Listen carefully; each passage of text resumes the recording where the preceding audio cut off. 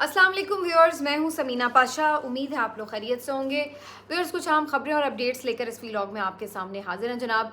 एक तो आपको बताएंगे कि बनी गाला के बाहर आज कारकुन खुद से पहुंचे। उन्होंने अपने तौर पर ये एक्शन लिया और सोचा कि जी एहतजाज होना चाहिए। अगर क़यादत नहीं भी निकल रही तो कारकुन अपने तौर पर ये समझते हैं कि उन्हें बनी गाला के बाहर एहतजाज करके बुशरा बीबी और इमरान खान साहब के साथ अपनी यकजहती का इजहार करना चाहिए और रिहाई का मुतालबा करना चाहिए। तो इस एहतजाज का क्या नतीजा निकला, इस पर बात करेंगे। आज पीटीआई की तरफ से एक अहम प्रेस कॉन्फ्रेंस की गई, उसकी क्या अहमियत है उसके ऊपर थोड़ी सी बात करेंगे। इसके साथ साथ जनाब आज एक बड़े ताजर हैं मुल्क के, उनकी तरफ से शहबाज शरीफ साहब को एक मशवरा दिया गया है और वो मशवरा क्या है, उसकी क्या अहमियत है, ये भी कुछ चीज़ें आपके सामने रखेंगे।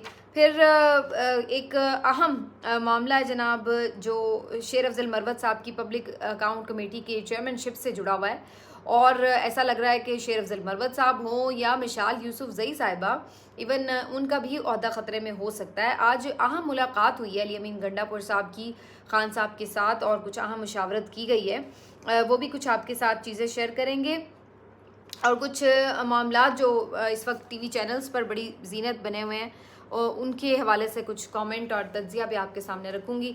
तो आपसे रिक्वेस्ट है कि चैनल को सब्सक्राइब कर लें अगर अभी तक सब्सक्राइब नहीं किया। तो सबसे पहले जी बात का आगाज़ यहाँ से करते हैं कि पीटीआई क़यादत ने वो कर दिखाया जो शायद इस्टेब्लिशमेंट ना कर सकती, और वो ये कि उन्होंने यानी जो अभी तक हम ये कोशिश कर रहे थे कि इस्टेब्लिशमेंट ये चाह रही है कि लोग मायूस हो जाएं, कारकुन बाहर ना निकलें, तो इस्टेब्लिशमेंट के जुल्म सितम से तो ऐसा नहीं हो सका, लेकिन पीटीआई की क़यादत के एक अजीब व गरीब से खामोश रवैये ने अलबत्ता कारकुनान को काफ़ी मायूस किया है और इसका वो बरमला इजहार अब कर रहे हैं।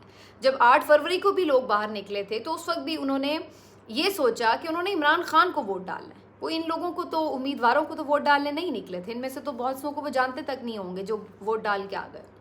तो वो उस दिन भी अगर बाहर निकले थे तो वो इमरान खान के लिए निकले थे और उनको ये उम्मीद थी कि वो बड़ी तादाद में निकलेंगे और वो इमरान खान के नाम पर किसी भी उम्मीदवार को वोट डाल आएंगे और वो उम्मीदवार हुकूमत बनाएंगे और वो फिर इमरान खान की रिहाई के लिए कुछ करने के काबिल हो सकेंगे। तो ये बुनियादी वजह थी कि इस पूरे फरसूदा निज़ाम के ख़िलाफ़ उस वोटर सपोर्टर ने बाहर निकल कर वोट किया था।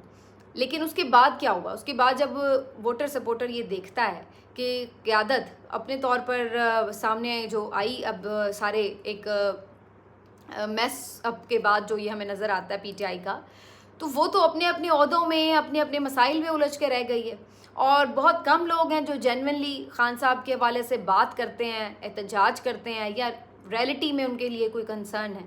तो ये सब देखकर तो उनको ये एहसास हुआ कि भाई ये क्या मामला हुआ, जिस पे हमने तकिया किया, जिस तरह से हमने कोशिश की कि जी खान साहब की रिहाई इस तरह से बिलवास्ता तौर पर हो सकेगी, तो वो बात तो हो नहीं सकी। तो इस तरह पीटीआई की जो मौजूद क़यादत है उसने ख़ुद को एक तरह से मुतनफ़र भी कर लिया आवाम को अपने आप से, और फिर दूसरा ट्रस्ट खो दिया। और अब ये सूरत हाल मुझे नज़र आ रही है कि अब लोग उस तरह उनकी कॉल पर नहीं निकल रहे हैं। जैसे आपने ज़िमनी इंतखाब में देखा कि पीटीआई का टर्न आउट भी कम रहा। ये अपनी जगह एक बात हकीकत है कि डब्बे पहले से भरे हुए थे, धांधली बेशुमार थी और जो कुछ भी था, लेकिन इसके बावजूद ये भी एक हकीकत है कि पीटीआई का वोटर उस तादाद में नहीं निकला जैसे 8 फरवरी को निकला था। और उसकी वजह यही थी कि उस दिन वोटर को लगता था कि वो इमरान खान को बाहर निकाल सकेंगे, लेकिन अब ज़िमनी इंतखाब में वोटर को पता था कि अगर ये जीत भी जाएँ ये नशस्तें पीटीआई, तो बहरहाल उससे हुकूमत तो नहीं बन सकेगी और ना ही इमरान खान बाहर आ सकेंगे। तो जो वोटर सपोर्टर का डायरेक्ट कनेक्शन है वो खान के साथ है। वो इस लीडरशिप के ऊपर एतमाद करते हुए अभी तक बहुत ज़्यादा मुझे नज़र नहीं आ रहे, और अब जो कारकुन भी है पीटीआई का वो भी बददिल हो रहा है। इसीलिए सोशल मीडिया पर अपने तौर पर कारकुनों ने ये एहतमाम किया कि बनी गाला के बाहर एहतजाज किया जाए। अगर लीडरशिप नहीं भी निकल रही, हम अपने तौर पर बाहर निकलें और एहतजाज रिकॉर्ड कराएं।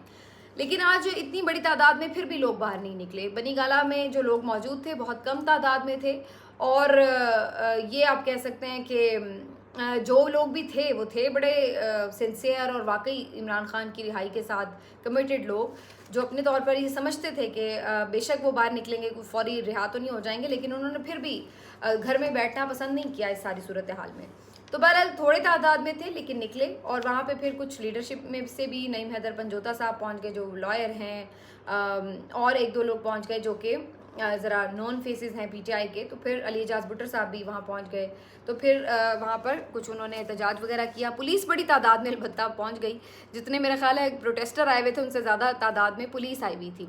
पहले शुरू में लग रहा था कि शायद वो कोई इनके ऊपर क्रैकडाउन करेंगे या कोई गिरफ्तारी होगी, लेकिन उसके बाद हमने देखा कि ऐसा कुछ हुआ नहीं। मेरा ख्याल है उसकी वजह एक तो ये थी कि ये बहुत थोड़ी तादाद में थे और पुलिस को अंदाज़ा हो गया था कि इनसे उलझने का कोई फ़ायदा नहीं है, ये लोग थोड़ी देर में खुद ही चले जाएंगे। अगर बहुत तादाद में होते और उन्हें पुलिस को ये ख़तरा होता कि अब ये कहीं बनी गाला की तरफ अंदर की तरफ मूव करने की कोशिश ना करें, तो फिर वहाँ पर कोई सूरत हाल ख़राब हो सकती थी। लेकिन ऐसी कोई सूरत हाल पुलिस ने भांप लिया था कि अब नज़र नहीं आ रही, क्योंकि लोग बड़ी तादाद में बहरहाल नहीं थे।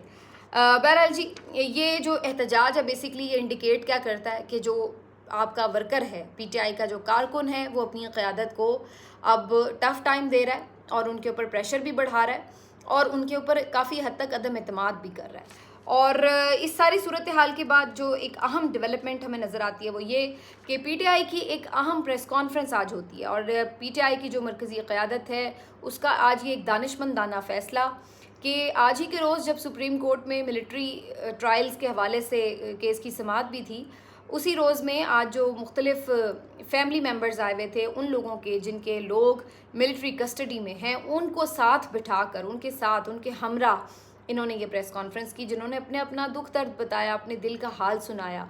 बहुत से लोगों ने आज सुप्रीम कोर्ट के बाहर मीडिया से भी गुफ्तगू की, जो वहाँ पर डिजिटल मीडिया के लोग आए हुए थे उनको उन्होंने अहवाल सुनाया और ख़ान साहब की जो बहनें हैं उन्होंने भी इस मौजू पे बात की।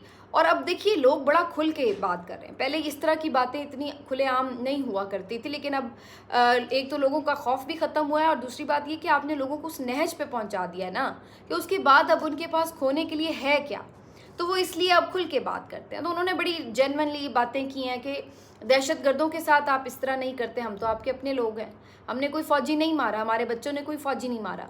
और उन्होंने अगर किसी ने कोई छोटा मोटा प्रोटेस्ट किया, कुछ किया, जो भी किया, उसका सामने तो आता मामला कि भाई आपने सुप्रीम कोर्ट में फ़ैसले आप करवाते, आप कोर्ट्स में, सिविलियन कोर्ट्स में फ़ैसले करवाते, जो किसी का कसूर होता उसके मुताबिक उसको सज़ा मिलती।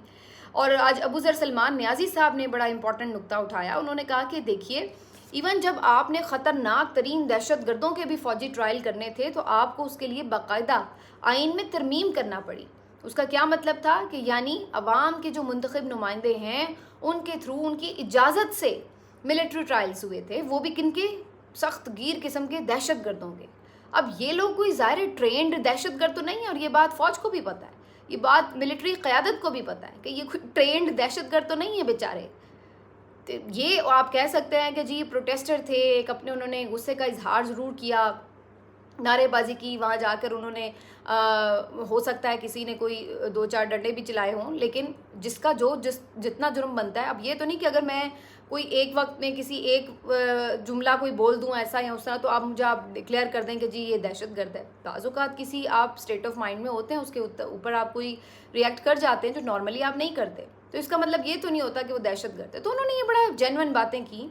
अबू ज़र सलमान नियाज़ी ने जो पॉइंट उठाया कि उन्होंने कहा कि ये दहशतगर्दों के लिए भी इवन ट्रायल्स के लिए आपने बाकायदा आईनी तरमीम की, और इधर सिविलियंस को जो कि बेचारे बाकायदा कोई दहशतगर्द नहीं है, बाकायदा कोई ट्रेंड दहशतगर्द नहीं है, कोई रियासत के बागी नहीं है, कोई रियासत पर हमलावर नहीं हुए हुए, उनको उठा के आपने यूं ही बग़ैर किसी कानून साजी के, बग़ैर किसी हीलो हुज्जत के आपने उठाकर उनको मिलिट्री कोर्ट्स के हवाले कर दिया।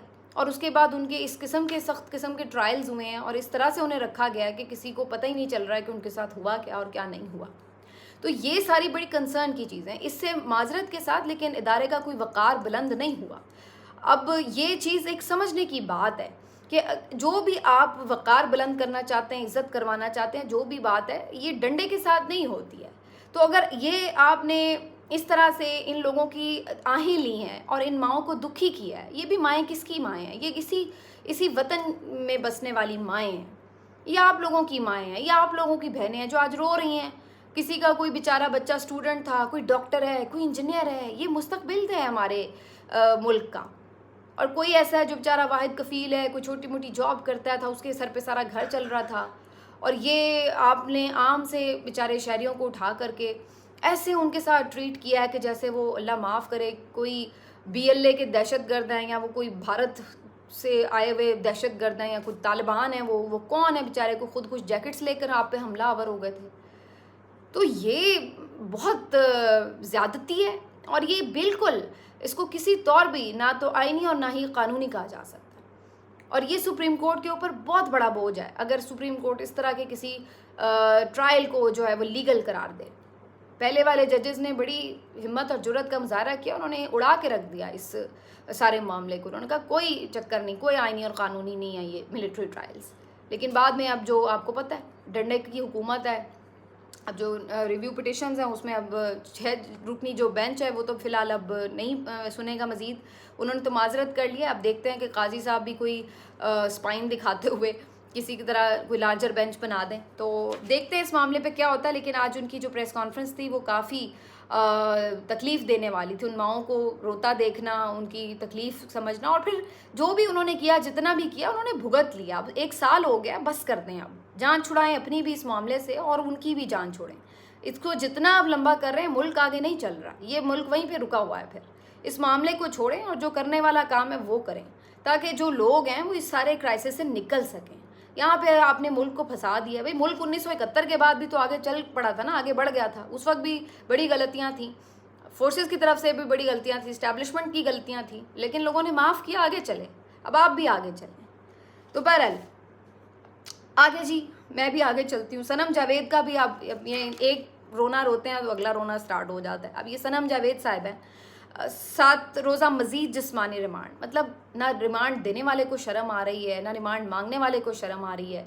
यानी आप अंदाज़ा लगाएं कि मुसलसल 1 महीना हो चला है कि इस खातून का जिस्मानी रिमांड चल रहा है। जुडिशल नहीं कर रहे उसको कि ज़मानत अप्लाई ना कर सकें, और 1 साल पूरा हो गया कि इस बंदी ने जो है वो जेलें काट ली हैं।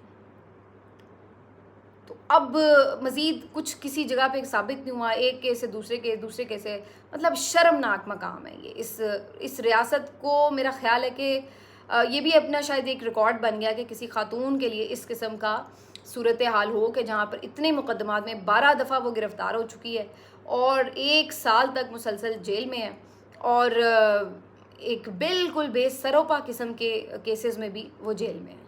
अगर कोई आप एक आध केस बनाते भी 9 मई का कि जी वहाँ पे प्रोटेस्ट करने गई, तो कोई सोचता भी कि चलो जी जो उनकी थोड़ी बहुत सज़ा बनेगी वो ले लेंगे। लेकिन जिस तरह की मज़ाक़ा खेज़ करके आपने 12 केसेस में गिरफ़्तारी डाली, वो तो आपने ख़ुद केस ख़राब कर दिया। यही मामला आलिया हमज़ा का था, और वो भी ऐसी शेर की बच्चियाँ हैं और आती जाती इनको खूब आग लगाती हैं। एक तो पहले ये शिकस्त खुर्दा टोला है पूरा, और ये बेचारियाँ सिर्फ ज़ाती इंतकाम की भेंट चढ़ी हुई हैं। और ये जब आती हैं इनको और जिसको कहते हैं ना आग लगा के जाती हैं।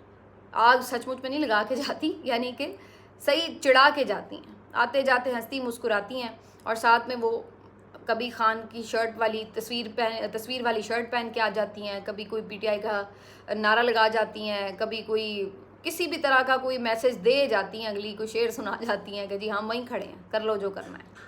तो ये एक क्या कहा जा सकता है, इस निज़ाम की बदकिस्मती है, और इसके अलावा कुछ भी नहीं कहा जा सकता। आज इसी मामले पर कि जी इस चीज़ से कैसे निकलना है, अब हर कोई यही मशवरा देता है, बात भी करता है। आज एक ताजरों की तकरीब में आरिफ हबीब, जो कि काफ़ी पाकिस्तान के नामवर ताजर हैं, उन्होंने भी शहबाज शरीफ साहब को मुखातिब करके यही बात की कि जी आप इंडिया से भी बात करें। आप यानी इवन आप 2 जमातें भी मुख्तलिफ थीं, जरदारी और शहबाज शरीफ या नवाज शरीफ, आप लोग आपस में भी तो बातचीत करके बैठ गए ना।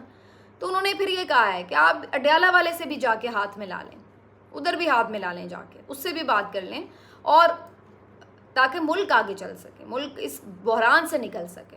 दहशतगर्दों से भी बात हो जाती है ना, तो वो तो फिर आपकी एक मकबूल लीडरशिप है, उससे भी बात कर लें जाके। लेकिन आरिफ हबीब साहब को ये नहीं पता कि ये बेचारे किस मुँह से जाके बात करें। ये तो बेचारे पपेट्स हैं, इनके पास तो कोई इख्तियार ही नहीं है, कोई मैंडेट ही नहीं है। या आके टीवी पे सिर्फ ये कह सकते हैं जी हम बात कर लें, वो बात नहीं करते, वो बानी चेयरमैन ही है। असल बात ये है कि इनके पास बात करने की कोई अथॉरिटी नहीं है, कोई इख्तियार नहीं है, ये मजाज ही नहीं है कि ये कोई बात कर सकती हैं। अपनी मर्ज़ी से बेचारे कपड़े नहीं पहन सकते, ये जाके अडयाला के कैदी से बात करेंगे।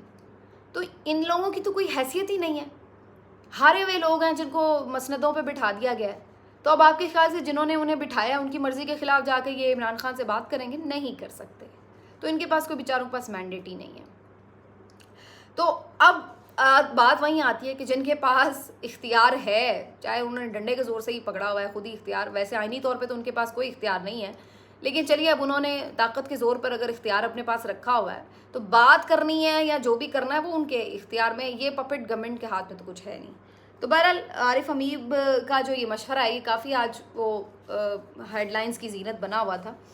दूसरी तरफ जी लास्टली अब आपको ये बता देते हैं, शेर अफजल मरवत साहब और मिशाल यूसुफजई साहिबा के हवाले से कुछ खबरें हैं। मिशाल यूसुफजई साहिबा के हवाले से भी जो बीट रिपोर्टर है पीटीआई के ज़ुबैर अली खान, उन्होंने ये खबर दी है कि मिशाल यूसुफजई की कुर्सी भी ख़तरे में हो सकती है, क्योंकि आज अली अमीन गंडापुर साहब गए हैं वहाँ पर, जो मुशावरत हुई है, बातचीत हुई है केपी के मामलात को लेकर के, तो उसमें ये चीज़ें डिस्कस हुई हैं कि किस तरह से मिशाल यूसुफजई की पिछले कुछ अरसे में ही जो पैदर पे उनकी कारस्तानियाँ थी उसकी वजह से कितनी सुबकी का सामना करना पड़ा है। तो हो सकता है इसके ऊपर कोई फ़ैसला हो और उन्हें कहीं अगला किसी मौके के ऊपर हाथ धोने पड़ जाएं कुर्सी से। और दूसरी तरफ शेर अफजल मरवत साहब जो है उनके हवाले से ये खबर काफ़ी दिनों से गर्दिश पहले कर रही थी। ये अच्छा, इस खबर का बैकग्राउंड कुछ यूँ है कि खबर आती है कि जी जो शेर अफजल मरवत साहब हैं वो पब्लिक अकाउंट कमेटी की चेयरमैनशिप के लिए काबिल कबूल नहीं है। ये बात स्पीकर ने की है, यानी अयाज सादिक साहब ने की है। ये खबर सामने आई तो सब इस पे हैरान थे कि भाई स्पीकर कौन होते हैं ये फैसला करने वाले कि ये काबिल कबूल है या नहीं है। ये तो अपोजिशन का इस्तेहकाक है, वो जिसको मर्जी नामजद करे और उनको वो सीट देनी चाहिए स्पीकर को। तो ये एक अजीब बात है कि जी स्पीकर साहब ये कह रहे हैं। बाद में स्पीकर साहब की तरफ से शायद एक तरदीद भी इसके ऊपर आई कि नहीं जी हमारी तरफ से तो ऐसी कोई बात नहीं थी। कुछ दिन में ये खबर सामने आई कि असल में हामिद रज़ा साहब, जो साहबजादा हामिद रज़ा साहब हैं, सुन्नी इत्तेहाद काउंसिल के चेयरमैन, इमरान खान साहब ने शेर अफजल मरवत का नाम विड्रॉ करके और सुन्नी इत्तेहाद काउंसिल के सरबराह हामिद रज़ा साहब का जो नाम है वो आगे फॉरवर्ड किया है, सजेस्ट कर दिया है फॉर पब्लिक अकाउंट कमेटी। अच्छा, अब ये खबर आई है लेकिन उसके बाद ये खबर कोई इतनी ज़्यादा ऑफिशियली डिक्लेयर नहीं की गई, ये कुछ रिपोर्टर्स के थ्रू खबरें बाहर आ रही थी। अब क्या हुआ है, सूरत हाल ये बनी है कि अब जी ये खबर मज़ीद थोड़ी सी मैच्योर हुई तो उसके ऊपर शेर अफजल मरवत साहब से भी स्टांस लिया गया। तो उन्होंने कहा कि नहीं, इमरान खान ने मेरा नाम विड्रॉ नहीं किया और अभी तक तो मेरा ही नाम है, बल्कि उन्होंने उल्टा हमेशा की तरह फिर उसको एक कॉन्स्पिरेसी से जोड़ते हुए ये कहा कि जी खुद बहुत सारे जो लोग हैं हमारी पार्टी के अंदर वो नहीं चाहते, ना तो स्पीकर को कोई मसला है ना इमरान खान को कोई मसला है, पार्टी के कुछ लोगों को मसला है कि ये ओहदा मुझे ना मिले, और इसलिए उन्होंने इमरान खान को जाकर ये कहा कि जी स्पीकर साहब कह रहे हैं कि जी हमें ये नाम कबूल नहीं है तो आप कोई और नाम दे दें। तो यानी उन्होंने इस तरह से कहा कि उनके खिलाफ कोई लॉबिंग हो रही है। लेकिन उसके बाद फिर क्या कहानी आती है सामने, कहानी ये आती है सामने कि शायद इमरान खान साहब भी, ख़ास तौर पर जो शेर अफजल मरवत साहब ने अभी सऊदी अरब के हवाले से एक गैर ज़रूरी और मुतनाज़ किस्म का बयान दिया, तो उस पर भी वो कोई हैप्पी नहीं थे। और उस दिन भी उन्होंने ये बात अपने कमेंट्स में, उस दिन जो मुलाकात के लिए लोग गए हुए थे उनके सामने कही भी कि शेर अफजल मरवत भी बिला वजह बाज़ुकात गैर ज़रूरी बयान देते हैं और मुश्किल में डाल देते हैं, अच्छा खासा काम कर रहा होता है, पता नहीं इसको अचानक क्या होता है। तो इस तरह करके उन्होंने रिमार्क्स भी दिए। तो ये बिल्कुल ऐन मुमकिन है कि इमरान खान साहब को जो ओवरऑल ऐसा महसूस हुआ कि शेर अफजल मरवत साहब इस शायद पोस्ट के लिए इतना बेहतर नाम ना हो, क्योंकि वो बाज़ुकात इस तरह की प्रॉब्लम्स क्रिएट कर देते हैं बिला वजह की पार्टी में। तो इस वजह से उन्होंने उनकी जगह हामिद रज़ा साहब का नाम जो है वो सजेस्ट कर दिया। लेकिन अब बज़ाहिर ऐसा लग रहा है कि अभी तक भी ऑफिशियली ये डिक्लेयर नहीं हुआ। बैरिस्टर गौहर साहब से पूछा तो उन्होंने कहा कि नहीं, कोई नाम अभी चेंज नहीं किया जा रहा, जबकि कुछ लोग इसकी तस्दीक कर रहे हैं कि हामिद रज़ा साहब का नाम सामने आ चुका है। तो अब इसके जो ओवरऑल नटशेल है वो ये है कि बज़ाहिर ऐसा लग रहा है कि पार्टी में इस वक्त एक प्रो शेर अफजल मरवत ग्रुप भी है जो कोशिश कर रहा है कि शेर अफजल मरवत को ही ओहदा मिले, और दूसरी तरफ उनके खिलाफ भी एक ग्रुप है जो कोशिश कर रहा है कि उनको ये ओहदा ना मिले। तो ये एक और डिवीज़न जो है वो नज़र आ रही है। लेकिन फिर इस तरह की बातों के ऊपर कारकुन का वही सवाल होता है, वही बात होती है, वही जज्बात होते हैं कि भाई क्या आप लोगों को इस काम के लिए भेजा है असम्बली के अंदर, कि आप जाकर फिर ये ओहदों की बंदर बांट में उलझे हुए हैं। और ख़ुद शेर अफजल मरवत साहब ने ये बात ऑन रिकॉर्ड कही थी कि मेरा तो कोई वज़ीर बनने का इरादा नहीं है, मुझे तो ये असम्बली की मेंबरशिप में भी कोई इंटरेस्ट नहीं है, मैं तो एमएनए भी नहीं बनना चाहता, मैं तो सिर्फ खान की वजह से सियासत में हूँ। जैसे ही खान बाहर आएगा अपनी कुर्सी संभालेगा तो हमारा काम ही नहीं है सियासत वगैरह ये वो। लेकिन अब तो बाकायदा लग रहा है कि वो ना सिर्फ ये कि सियासत में इंटरेस्टेड हैं बल्कि वो ओहदों में भी इंटरेस्टेड हैं। और कुछ लोगों ने इवन ये भी रिपोर्ट किया कि आज भी जब अली अमीन गंडापुर साहब से बात हुई तो इसके ऊपर भी बात हुई है कि इवन बहुत सारे जो ओहदे हैं वो सिर्फ केपी से लोगों को मिल रहे हैं, चाहे वो पार्टी में हों, चाहे वो हुकूमत साजी कमेटियों में हों, चेयरमैनशिप जो मुख्तलिफ कमेटियों की मिलती है। तो इसको भी ज़रा देखना पड़ेगा कि जो बाकी सूबों के रिप्रेजेंटेशन है वो भी होनी चाहिए, पार्टी ओहदों में भी और अदरवाइज़ भी। तो खान साहब इस हवाले से भी चीज़ें देख रहे हैं, हो सकता है वो आने वाले दिनों में इस पर भी। लेकिन एक बात अब क्लियर होती चली जा रही है वक्त के साथ कि इमरान खान साहब के बहुत सारे ऐसे फैसले हैं जो जेल से उन्होंने किसी और तरह से कन्वे किए गए हैं, लेकिन उनके फैसलों पर उस तरह से बाहर आके अमलदरामद नहीं हुआ और पार्टी की अपनी ही लीडरशिप ने कुछ ना कुछ उसके अंदर रद्दोबदल किया। टिकट्स के मामले पे भी ये बहुत हमने शोर सुना, फिर उसके बाद मतलब मुख्तलिफ लोगों की मुख्तलिफ ओहदों के ऊपर भी यही शोर हमने सुना। अभी ये जो IMF को ख़त लिखने का मामला हो या चीफ जस्टिस को ख़त लिखने का मामला हो, इसके ऊपर भी ऐसी चीज़ें हमने सुनी कि कुछ उसमें रद्दोबदल किया गया है कंटेंट के अंदर। तो बज़ाहिर ऐसा लग रहा है कि कुछ लोग जानबूझकर भी इमरान खान साहब के जो मामलात हैं जिस तरह वो चाह रहे हैं उस तरह वो नहीं चला रहे हैं और उसमें कुछ ना कुछ रद्दोबदल कर रहे हैं।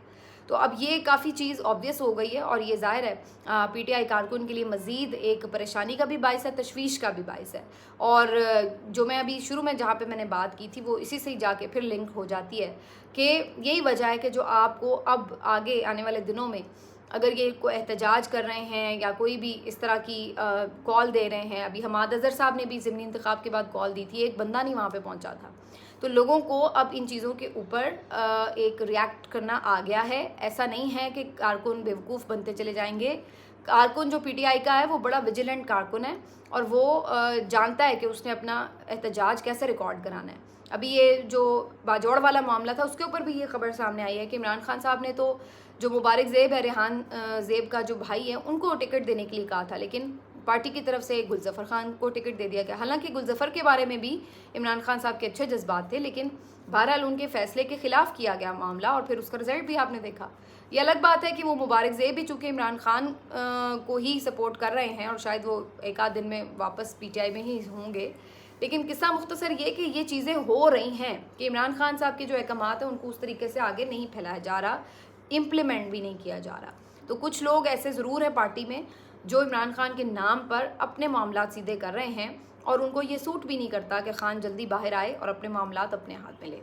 मिलते हैं आपसे अगले वीलॉग में। अपना ख्याल रखिए। अल्लाह हाफ़िज़।